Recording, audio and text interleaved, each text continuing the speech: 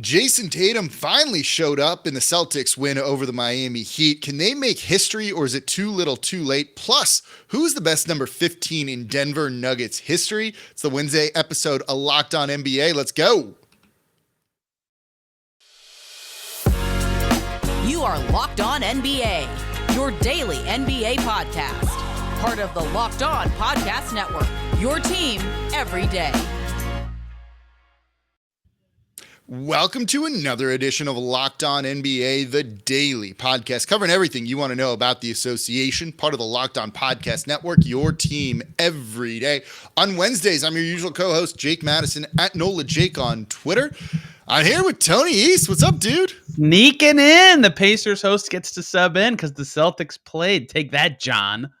Yeah, how dare you go and have to cover a win and extend the series and do all that.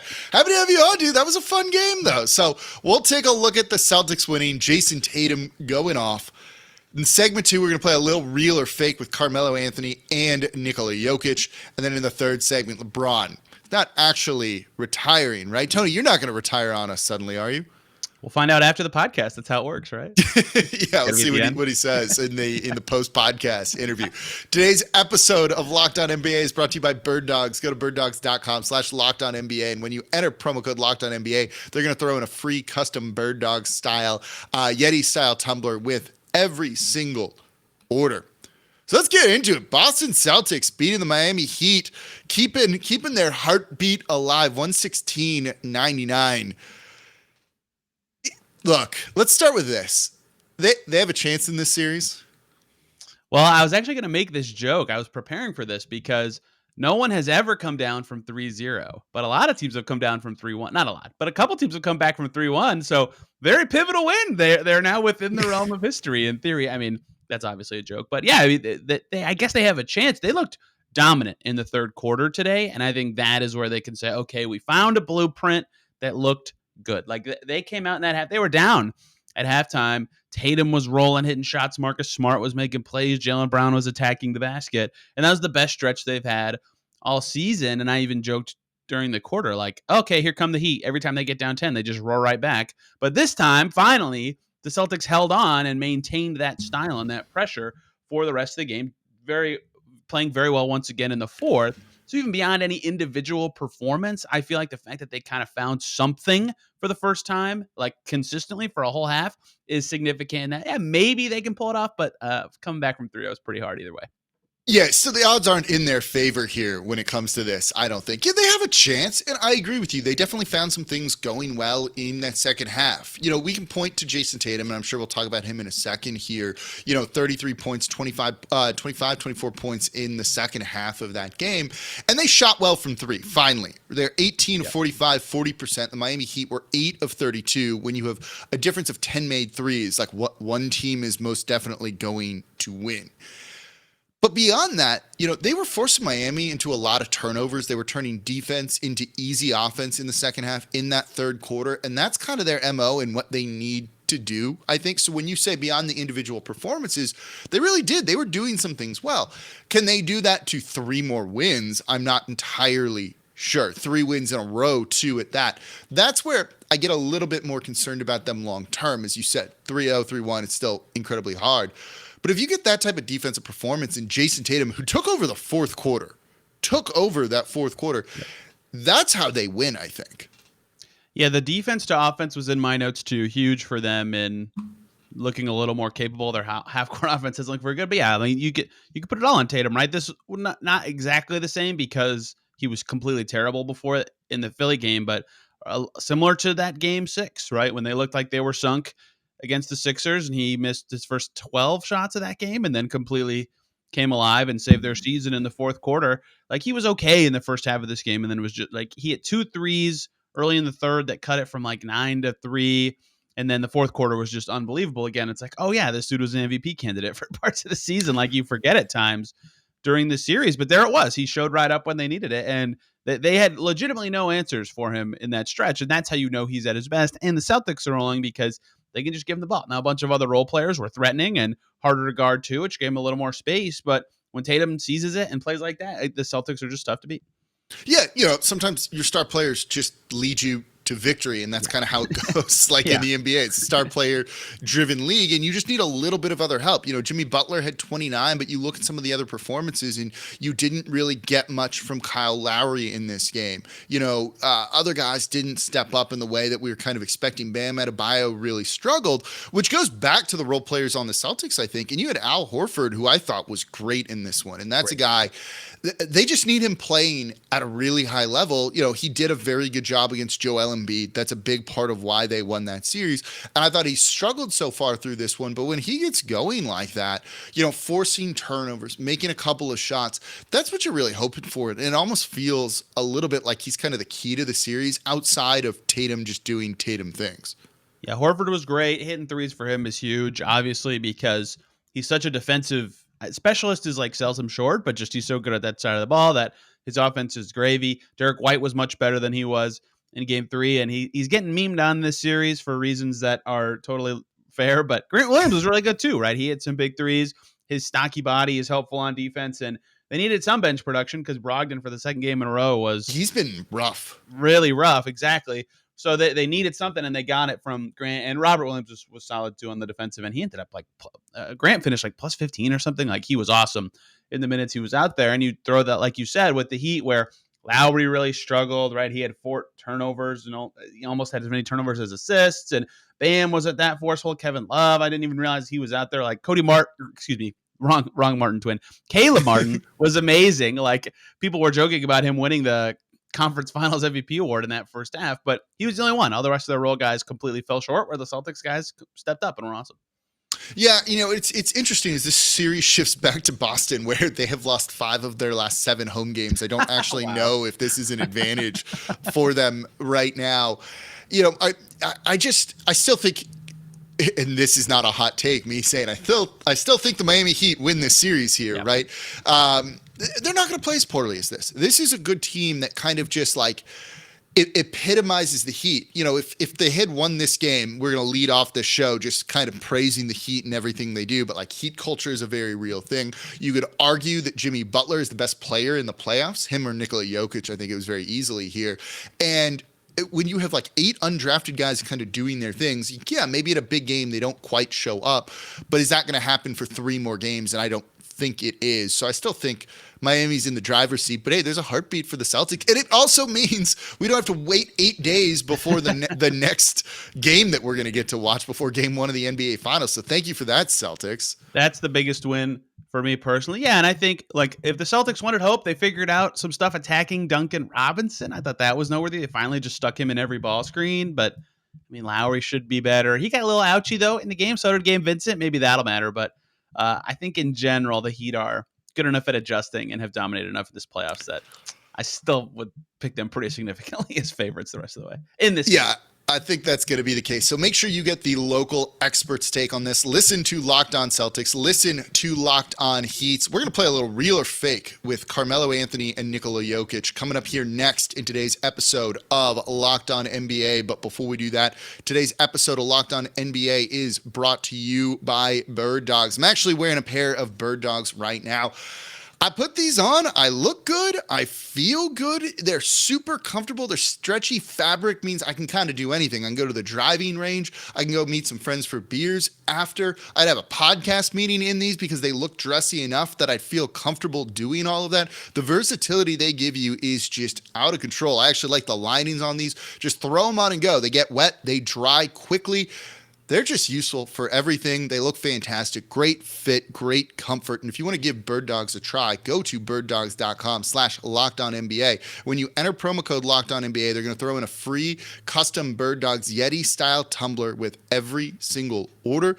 Look good out there on the course with whatever you're doing throughout your day. Feel good. Raise that confidence up a little bit. Go to birddogs.com/LockedOnNBA, and they're going to throw in a free Bird Dogs Yeti-style tumbler with every order when you use promo code LockedOnNBA.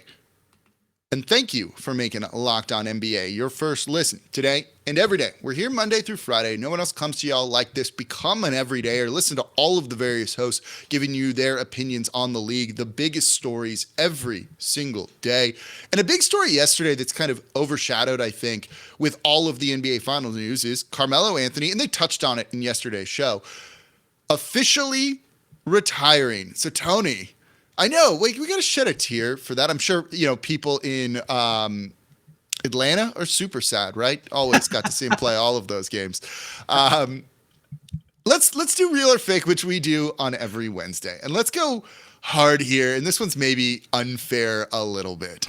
Real or fake, the best number 15 of all time for the Denver Nuggets is Nikola Jokic instead of Carmelo Anthony, which is just dirty to do to him the day after he retires. But still, it's a valid question. Yeah, well, they were talking on ESPN's Hoop Streams about retiring number 15 in Denver, and it's like, can you just do both on one? Is that like allowed? That was Tyrese. I cover the Pacers, of course. That was what Tyrese Halliburton said. He said they got to do both. They just put both numbers on one thing, put it up there, and it's good. Yeah, it's Jokic. I mean, yeah, Jokic is better. And I mean that as no shade to Carmelo Anthony at all. He was awesome for them. Like one of those dudes that kids tried to emulate. He was so good and had a killer nickname and almost was a 30K points guy. But I mean, they both played 8 seasons with the Nuggets now. Next year, if Jokic has another season like the one he had 2 years ago, scoring wise, he'll pass Melo in points in a Nuggets jersey. And every other stat, he's just better. He's just better. And he got them to the finals. And I don't even think they made the conference finals with Carmelo Anthony, which again, Melo was great, but they didn't make it that far. So yeah, it's Jokic. I mean, as good as Melo was, as influential as he was in coming in that draft class that just like gripped so many into the league, Jokic is just better. And I don't mean that again as any slights of Carmelo Anthony at all. He's one of the best 50 to 75 players in NBA history, but Jokic might be in the top like 15 to 20 if he wins the championship this year. Yeah, I'm with you. It's Jokic. I don't think it's particularly close. And I'm actually a big Melo guy, too. I know some people don't love him. If John Krause, the regular Wednesday co-host, was on here, he would not probably be saying nice things about Carmelo Anthony right now. But it's Jokic, right? You mentioned all the accolades and how far the team has gotten. You didn't mention, the back-to-back MVPs either, which Jokic has won too. Kind of some big individual awards right there for him. But getting them to the finals, the first in franchise history, is like a momentous thing. We've never really seen a player like Jokic, though we've seen players like Carmelo Anthony before. So when you look at it, like I think it's very real that Jokic is the best number 15. I agree with you on retiring, but you made a really good point though. I think the biggest argument in favor of Melo is his influence on the game, being the kind of guy that people wanted to emulate, being so influential and getting people just interested in the NBA. We can't really measure that for Jokic, but who knows what his influence is going to be in 20 years with the style of play that he has. But I think the biggest thing for Melo would be that influence that he had, which is massive, right? Like he's your favorite NBA player's favorite player.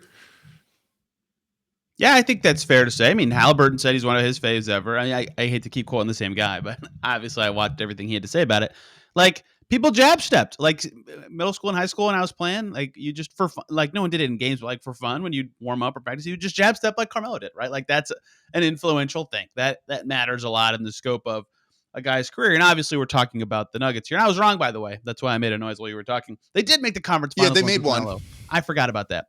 I don't know why I forgot about that, but I did.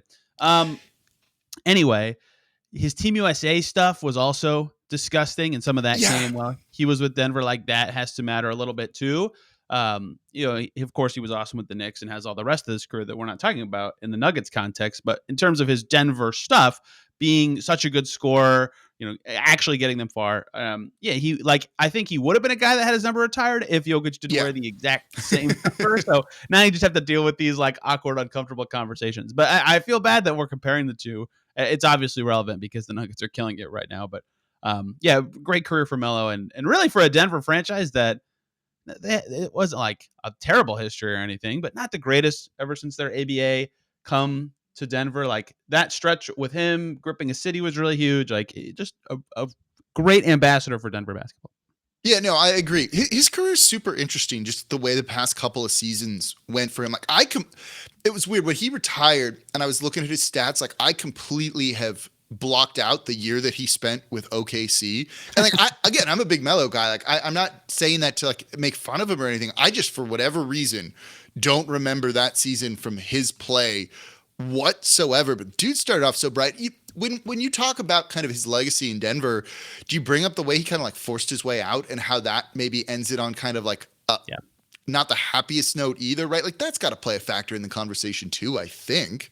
It does. It does. And I think they're far enough along now that, the local fans have forgiven at that Well, stage. and then they took Jamal Murray with one of the picks from that trade. Like that factors into, I think, like you feel pretty good right now. Yeah, it keeps on giving. And it's like when they go to a market like New York, it's just like, you get it a little bit. It's like it still sucks if you're a fan, but it's like you get it a little bit. And after time passes, and especially when your team's next great era happens, like you forget about it. So yeah, he's a legend there. He always will be. And for me, selfishly, first NBA video game I ever owned, he was on the cover, NBA Live. So that's like a pivotal moment in an NBA fan's life, right? Like who was ever on the cover? You kind of remember that one like forever? The first cover, I think you remember the most. Like I've played a couple 2K since then. I don't really play those games anymore, but like I can't name who was on the cover of any of the last couple I played. But I remember the Melo cover. There you go. See, nice little childhood memory for Tony East here in shaping him who he is today. It's interesting to kind of look at that end with Denver of him forcing his way to the New York Knicks, and then the Knicks being like, yeah, we'll trade everything to get him right now. When they could have waited 6 months because they had the cap space to sign him and Stoudemire at the same time, and they decided not to and gave up all of the picks and the swaps and like everything that went into that, and how different are the Nuggets here if Melo doesn't force his way out, if you don't get that pick that turns into Jamal Murray with how good he's been in the postseason now that he's healthy? And what could the Knicks have become if they hadn't kind of like gutted the war chest, the assets and everything? That's one of those big like what ifs in NBA history. What if the Knicks had been patient? I guess. Yeah, but they had to go for the playoffs that year so they could get swept in the first round by the Celtics with Carmelo on their team in 2011, obviously. Yeah, had to do that, right? That was exactly what they wanted to do. Yeah, 4-0 in the first round against the Boston Celtics, and probably not what they were hoping for. They were 42-40. I completely forgot about all of that. Yeah, that was their record after trading for Carmelo Anthony and everything. Yeah, maybe not worth it long run, but it's nice to see him kind of go out a little bit on his terms. Yeah. And yeah, he's a Hall of Famer. You mentioned the Olympics. Player. Yeah, like an amazing player, deserves all the accolades and all the love that he's getting right now. And maybe him retiring is influencing someone else. You loved that transition. Don't even laugh at how good and professional that was here. LeBron James had some comments after the Lakers were swept to the Denver Nuggets. Let's look at that. Is LeBron actually retiring, or is this just all smoke? That's coming up here next in today's episode of Locked On NBA. But before we do that, today's episode of Locked On NBA is brought to you by FanDuel. Make a fast break to FanDuel during the NBA playoffs, because right now new customers can get a no-sweat first bet up to $1,000. That's $1,000 back in bonus bets if your first bet doesn't win. And FanDuel's app is super easy to use. You can get on there, find odds for anything you want. You want to take the Denver Nuggets to win the NBA Finals? You got odds for that. You want to bet Nikola Jokic to win Finals MVP? I have that one out there. You can do that as well. And they also have the same game parlays, and they show you popular parlays so you can see what other people are looking at and get in on the action. You're safe. All on an app that's safe and secure, and you get paid instantly. So there's no better place to bet all the playoff action than America's #1 sportsbook. Visit FanDuel.com/LockedOnNBA and get a no-sweat first bet up to $1,000. That's FanDuel.com/LockedOn. FanDuel, official sports betting partner of the NBA. And thank you for making Locked On NBA your first listen today and every day. We're here Monday through Friday. Hosts rotating throughout the week, giving you their insight on the biggest stories. No one else comes to you like this. Become an everydayer. Keep up with everything going on around the association. And a big story that's probably going to be a big story for the next 2-3 weeks, months, whatever you want to do here. Yeah, I know. This is so silly, but we got to talk about it. It's LeBron James. And he said maybe he's not going to be here in the fall when the Lakers season starts up next, saying it sounds like he's got to do a little bit of thinking on whether he's going to retire or not. We're not going to play real or fake here because I know what the answer for both of us is going to be, along with everybody out there. There's no way he's retiring, right? No. I mean, like 2 weeks before that, right? Was that when Bronny committed to USC and LeBron once again confirmed that he would like to play with him in the NBA? Like, it's not like he said that like 2 years ago in like one interview. Like he has continually said many times that he would like to play with Bronny. I mean, here's what I think. The two things at play here that I think are interesting is one, the foot injury, right? Mhm. Maybe he's like, dang, I'm gonna miss a lot of time to start next season because of this foot thing, and he's just talking about like his literally immediate future. Maybe, I guess, or two, and this is what a lot of people have theorized already. This is his power play to have transactional influence, right? Where he says, "Come on, you got to go get this guy, or I'll retire. I'll do it." He won't, but that's his play that he could make. I don't know if that actually would work at all, but that is what some have surmised, and I suppose these are theories that make sense. And both of those theories make more sense to me than LeBron James actually retiring right now. So I do want to give some sort of thought to them. So let me ask you this. Does he not have transactional influence on this Lakers team? Like, I do would you assume he need does. to, Yeah, a lot. right? Like, do you need to do a power play like this to like get Rob Pelinka to maybe trade for Kyrie Irving, or to try and sign and trade for Kyrie Irving, or like any other player you want? Like, do you really need to put pressure on the organization to maybe re-sign D'Angelo Russell, or to sacrifice Rui Hachimura at the altar of a better player than that? Like, they shouldn't. You would imagine he's kind of got that influence already. So I don't know if it's that. I'll be honest. I think we're all overthinking this. I think he just had a very disappointing moment. And in that moment, I don't doubt that it actually ran through his mind of like, maybe I just got to quit because I'm tired. Like, he had just lost that game. They got swept kind of in embarrassing fashion, even though they were competitive in the series. It was brutally disappointing. It was a long season. Is it possible that just in that moment, he's like, man, I'm done? There have been times in our Locked On NBA host group chat where it gets so many messages coming through there, and I get so annoyed that I'm going to quit as a host. Like, I'm going to quit Locked On because screw this, right? And it's like, I'm not actually. The thought just flashes through my mind for a moment because I'm a human who has emotions. Is it possible it was just that? I had to re-record 2 segments yesterday because the audio file got messed up. So that was it. I was going to quit on the spot right then. It could be I forgot to hit record on my video for my show today, and luckily I had the audio backup, so I just put a stupid picture of me being like, I'm an idiot. But it was like, yeah, in that moment, I'm like, I hate this and I'm quitting.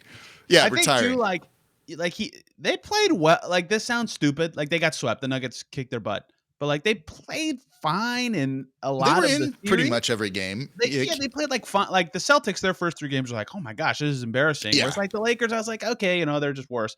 I think in that situation where he's like, dang, like I just had 40 points and we like played decently fine in this whole series and we got wrecked. Like, are we even close? Do I have a shot at this again? Like, that has to be personally taxing, right? Where it's like, do I even want to try that again if we have no shot? And again, I think, especially with the amount of money at stake, that there's just no way. But I understand like what you're saying in the moment of like, man, we were up at halftime. Like, I had a crazy first half and we couldn't hold on. And, oh, that's embarrassing. We got swept. Like, do I want to do this again? But he's going to do it again. Like, he's going to do it again. He's going to have the farewell tour in his last year too. Like, no matter what team it's with, he's going to have the Kobe tour and he deserves it. So I think that's a part of it too, that the NBA is like, maybe please come back, even if just for one more year, so we can sell a bunch of seats for your last game. We'll let your team get all the free throws during the regular season, so you don't need to run as much, and it can be so much easier. Watch the officiating be nuts next year in favor of the Lakers to keep LeBron out there, to keep him fresh. You mentioned that a couple weeks ago he was like, yeah, I still want to play with Bronny. In the middle of this season, he was like, yeah, I got a couple more years left in me. I can still do this at a high level, and I want to. And I don't think it's completely changed. Like, I think it's just a human with emotions in that moment, kind of just dealing with it. Like, if you ask him this in 2 weeks, he's gonna be like, no, I'm not going to retire and we're going to move on from this. But it'll turn into a big media, like, news cycle thing. Hence why we're talking about it here. He wants you've got to mention it. We're pros. He wants the retirement tour. It's not as much about money for him at this point. It's just kind of doing what he wants, right? Like, he went to LA to kind of live that lifestyle and do the things that he wants, and he's doing all of that, and he'll still be able to go see Bronny play all the home games that he wants at USC when they're in town, because it's going to be pretty easy. And I have a feeling he'll be load managed next year, right? And everything will be fine because he definitely already has transactional influence on that team. Maybe he'll do like what did Aaron Rodgers call it? A darkness retreat? Just lock himself in a dark room, a cabin. He'll do a darkness retreat for a couple days. Come out, he's like, I'm ready for next year. We got the squad. They have a good team. Like, who knows what their seed is if they have this team for a full season? Maybe their playoff path's a little easier or less taxing. I mean, the Nuggets still destroyed them, but I mean, it's not unreasonable to think they could be like a little bit better next year. Like, that seems appealing. I don't know. There's a lot, like every single sign and reason is like, no, he's not going to retire. So I'm very inclined to say no, he's not.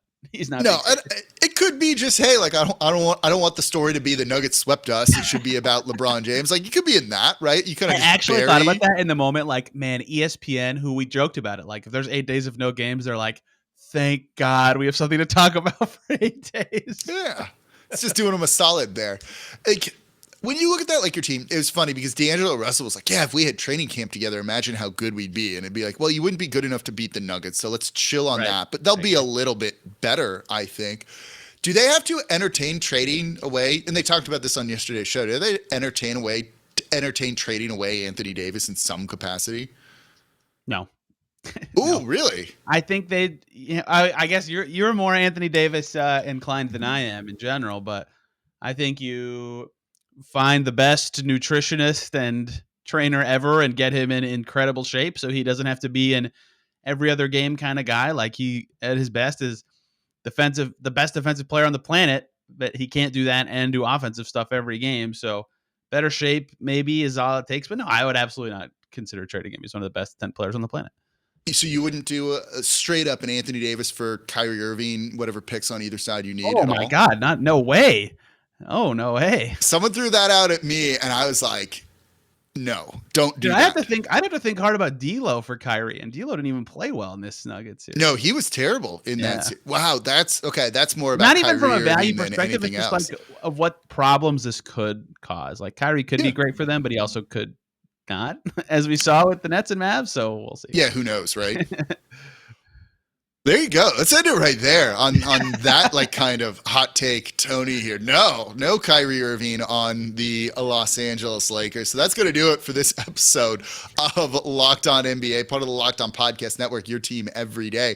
As always, on Wednesdays, I'm your co-host, Jake Madison, at NOLA Jake on Twitter, and the host of the Locked On Pelicans podcast. Tony East on Twitter, at Tony R. East. And you can find me on the Locked On Pacers podcast. Thank y'all for listening. We got Nick Angstad and Pat the Designer tomorrow covering more about the league. And if the Celtics can make a chance, I'll probably talk Denver, a whole lot of things. So make sure you keep listening to the Locked On NBA podcast, part of the Locked On Podcast Network, your team every day.